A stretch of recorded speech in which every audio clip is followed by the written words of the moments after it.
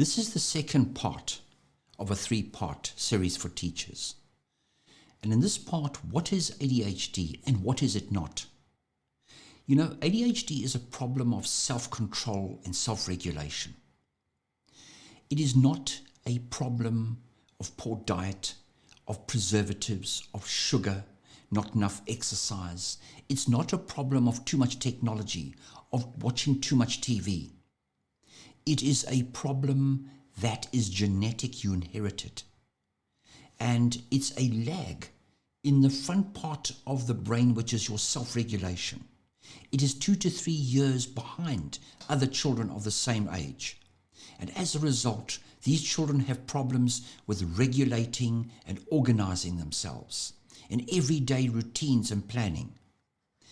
And as a result, they lack 7 executive functions. These are the self-control functions that all of us have.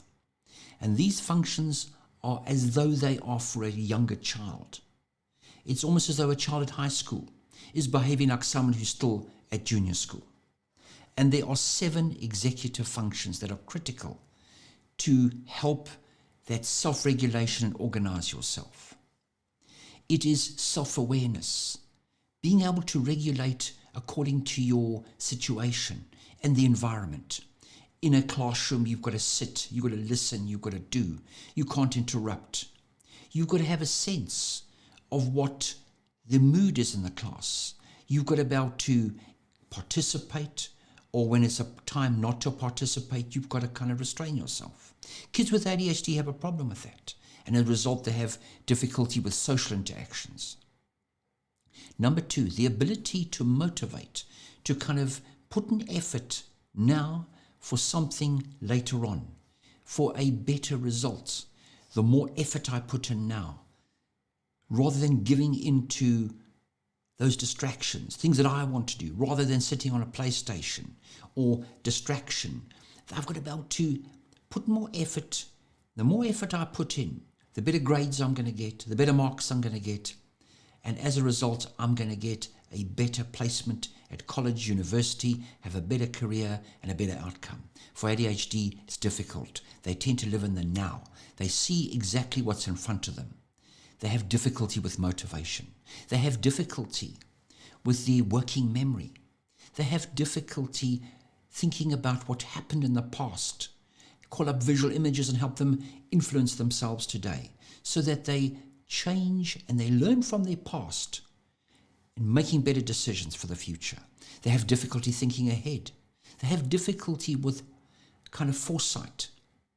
They have difficulty with time management, keeping things in mind, bad working memory, holding things in mind, problems with reading comprehension, retaining information. So these are things that you might see as a teacher in the class. It's not because your child is having a difficulty not wanting to do things. Every child wants to do their best. They don't want to do their worst, despite what you might think. And as a result, they need immediate feedback. They need constant kind of checking. They need things phrased clearly. They need visual reminders. They need to use a homework diary. They need to write things down. They need to be able to externalize time. They have difficulty with time. They're kind of time blind. They have difficulty organizing themselves. So as a result, they've got to have visual reminders. The kind of strategy to learn in the classroom is different. They're easily distracted by noises, internal thoughts, ideas in their mind. And also they have difficulty with emotional control. They're overly sensitive to criticism.